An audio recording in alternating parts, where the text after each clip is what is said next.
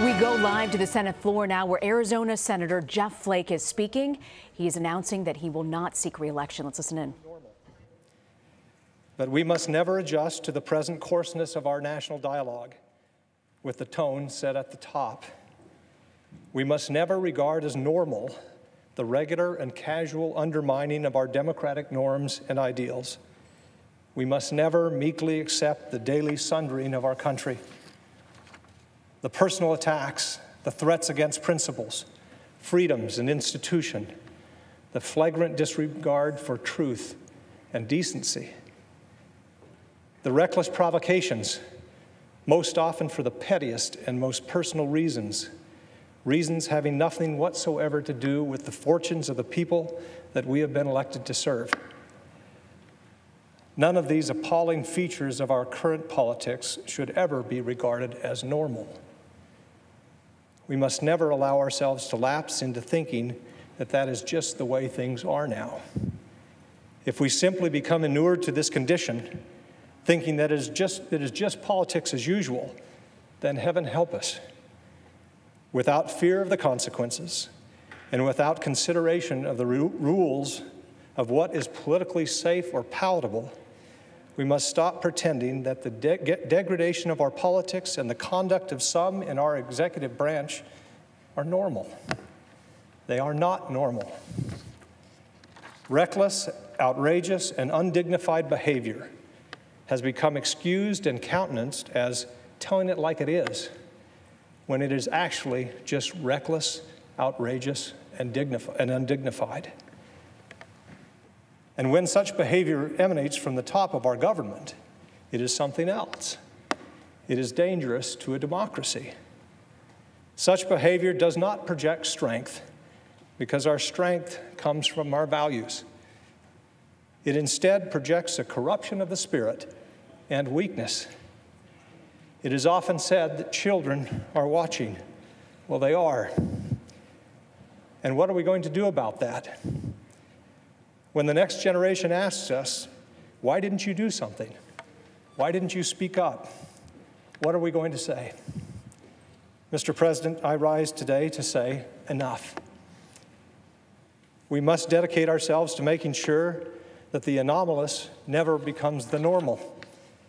With respect and humility, I must say that we have fooled ourselves for long enough that a pivot to governing is right around the corner. A return to civility and stability right behind it. We know better than that. By now, we all know better than that. Here today, I stand to say that we would be better served. We would better serve the country by better fulfilling our obligations under the Constitution by adhering to our Article 1 old normal, Mr. Madison's doctrine of separation of powers. This genius innovation, which affirms Madison's status as a true visionary and for which Madison argued in Federalist 51, held that the equal branches of our government would balance and counteract with each other if necessary. Ambition counteracts ambition, he wrote. But what happens if ambition fails to counteract ambition? What happens if stability fails to assert itself in the face of chaos and instability? If decency fails to call out indecency? Were the shoe on the other foot, would we Republicans meekly accept such behavior on display from dominant Democrats? Of course we wouldn't, and we would be wrong if we did. When we remain silent and fail to act, when we know that silence and inaction is the wrong thing to do because of political considerations, because we might make enemies, because we might alienate the base, because we might provoke a primary challenge, because ad infinitum, ad nauseum. When we succumb to those considerations in spite of what should be greater considerations and imperatives in defense of our institutions and our liberty, we dishonor our principles and forsake our obligations. Those things are far more important than politics.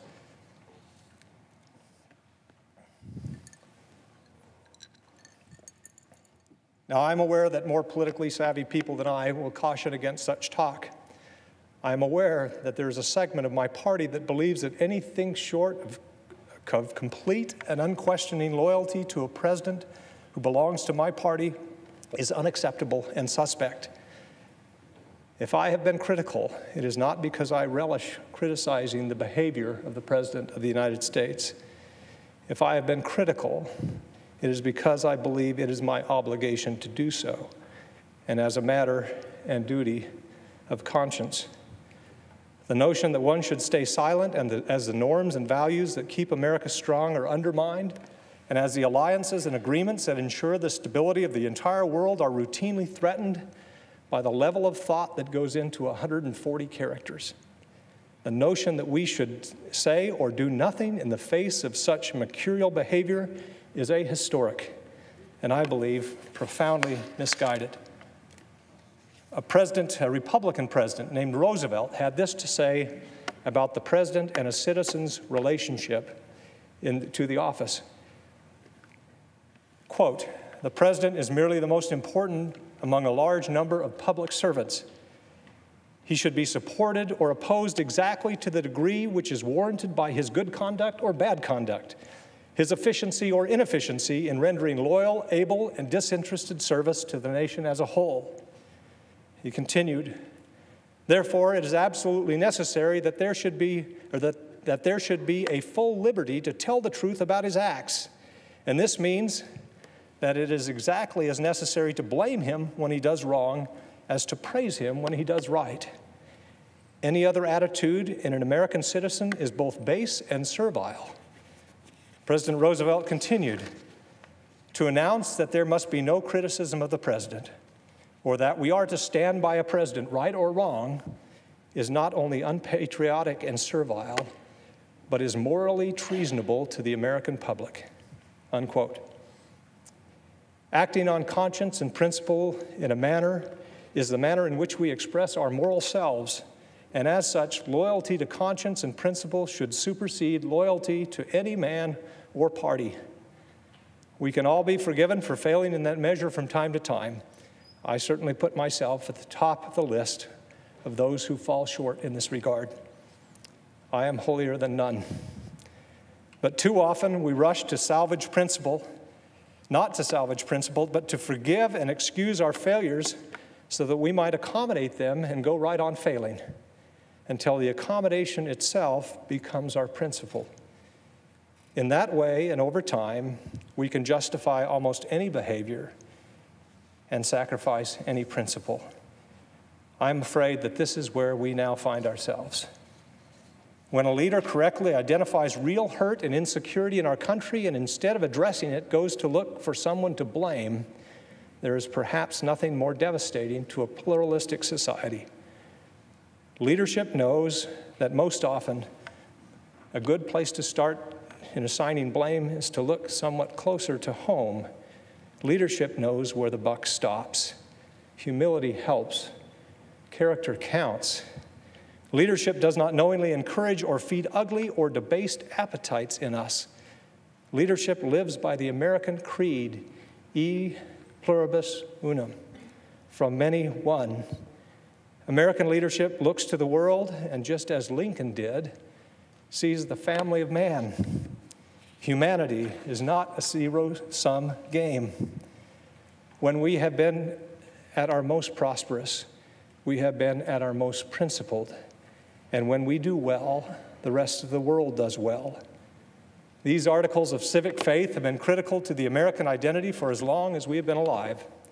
They are our birthright and our obligation. We must guard them jealously and pass them on for as long as the calendar has days. To betray them or to be unserious in their defense is a betrayal of the fundamental obligations of American leadership. And to behave as if they don't matter is simply not who we are. Now, the efficacy of American leadership around the globe has come into question. When the United States emerged from World War II, we contributed about half of the world's economic activity. It would have been easy to secure our dominance, keeping those countries who had been defeated or greatly weakened during the war in their place. We didn't do that. It would have been easy to focus inward. We resisted those impulses. Instead, we financed reconstruction of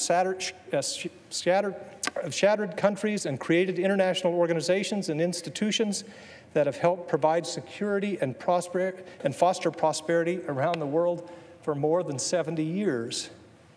Now it seems that we, the architects of this visionary, rules-based world order that has brought so much freedom and prosperity, are the ones most eager to abandon it. The implications of this abandonment are profound, and the beneficiaries of this rather radical departure in the American approach to the world are the ideological enemies of our values. Despotism loves a vacuum, and our allies are now looking elsewhere for leadership. Why are they doing this? None of this is normal. And what do we, as United States senators, have to say about it? The principles that underlie our politics, the values of our founding, are too vital to our identity and to our survival to allow them to be compromised by the requirements of politics. Because politics can make us silent when we should speak, and silence can equal complicity. I have children and grandchildren to answer to, and so, Mr. President, I will not be complicit or silent. I've decided that I would be better able to represent the people of Arizona and to better serve my country and my conscience by freeing myself of the political consideration that consumed far too much bandwidth and would cause me to compromise far too many principles. To that end, I am announcing today that my service in the Senate will conclude at the end of my term in early January 2019.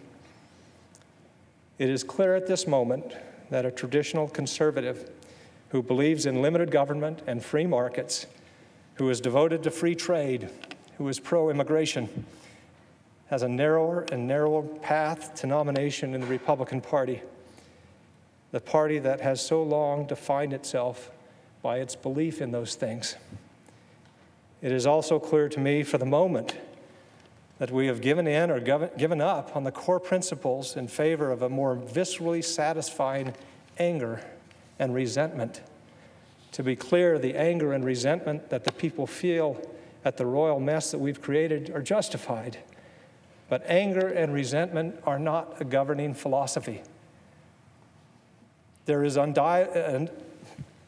undeniable potency to a populist appeal by mischaracterizing or misunderstanding our problems and giving in to the impulse to scapegoat and belittle.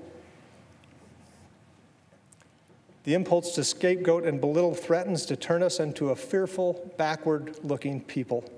In the case of the Republican Party, those things also threaten to turn us into a fearful, backward-looking minority party.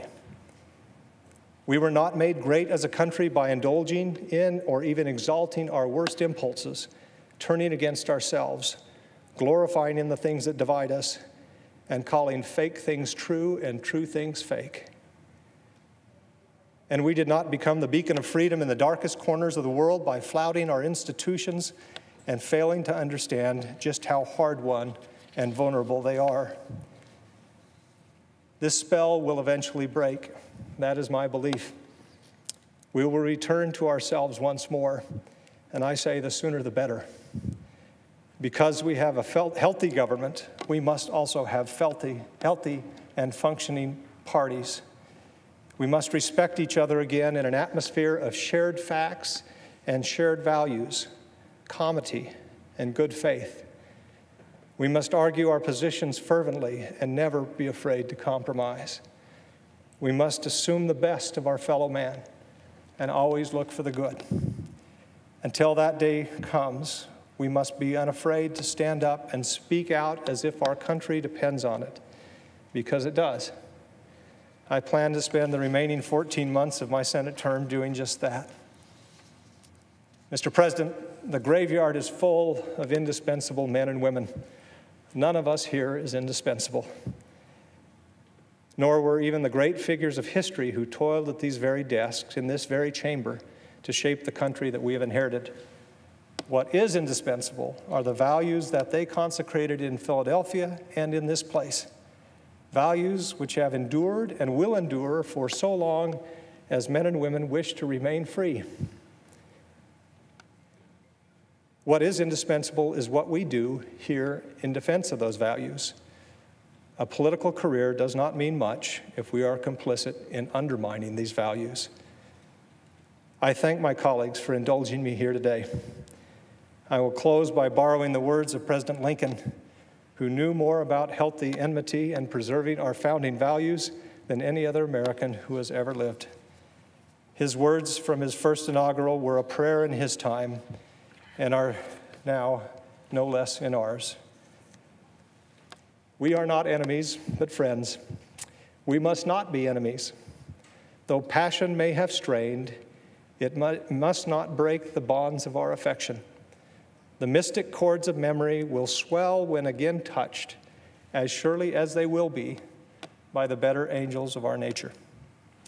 Thank you, Mr. President. I yield the floor.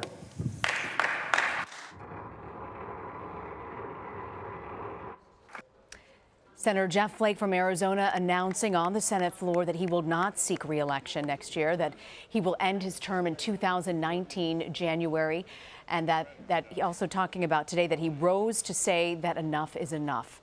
Stop pretending this behavior of the executive branch is normal.